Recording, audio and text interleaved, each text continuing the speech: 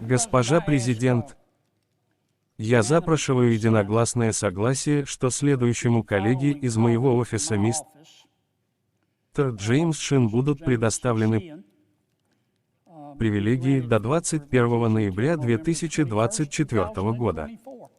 Без возражений. Благодарю вас, госпожа президент. Госпожа президент, сенатор Уэллс, мой друг. И он очень красноречив. И я просто слушал его красноречивые высказывания в поддержку резолюции сенатора Сандерса. И сенатор Сандерс, мой друг. Но он не прав. Он ошибается. Сенатор Уэллс говорил так, как и следовало, о том, как правильно поступить. Правильная вещь и умная вещь, которую нужно сделать, это не принять резолюцию сенатора Сандерса.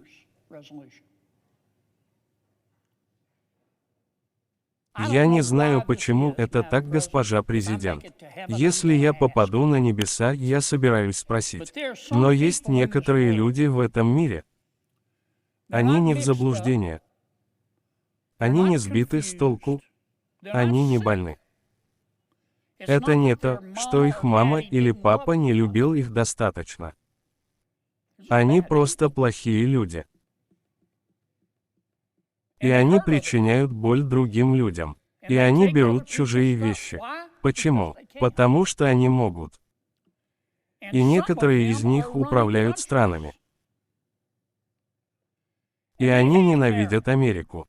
Они ненавидят американцев. Они хотят убить нас и пить нашу кровь из сапога. Это просто факт.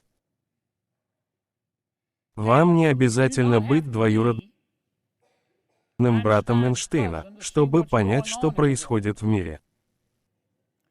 Президент Си в Китае работает с президентом Путиным в России,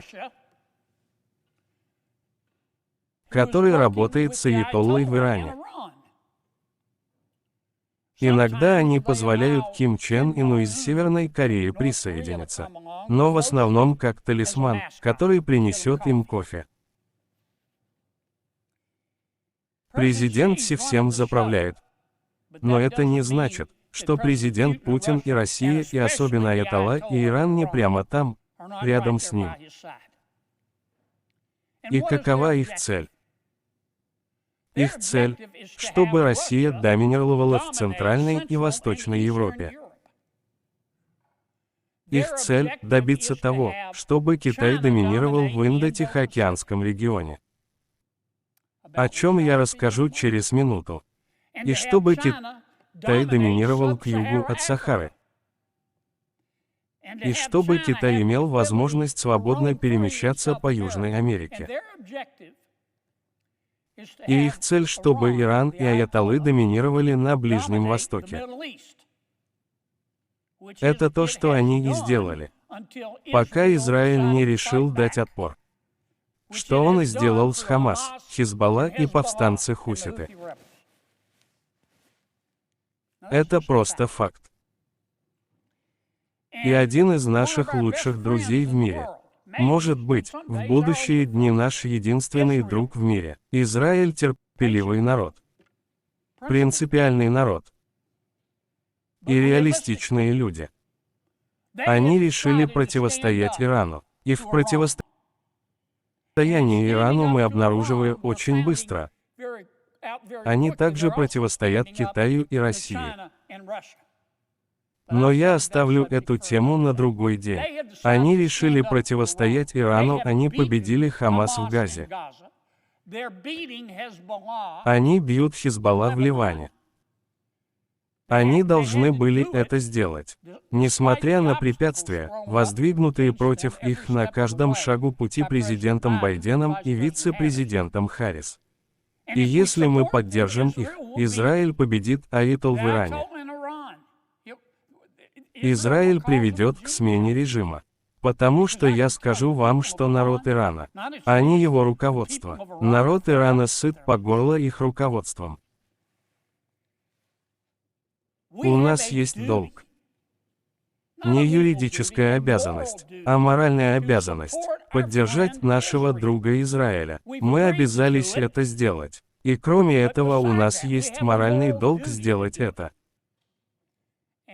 И мой друг сенатор Сандерс и его резолюция отвернулась бы от одного из нескольких друзей, настоящих друзей Америки, которые есть у Америки в мире. И это бы спровоцировало внешнеполитический кризис. Я не часто произношу эти слова.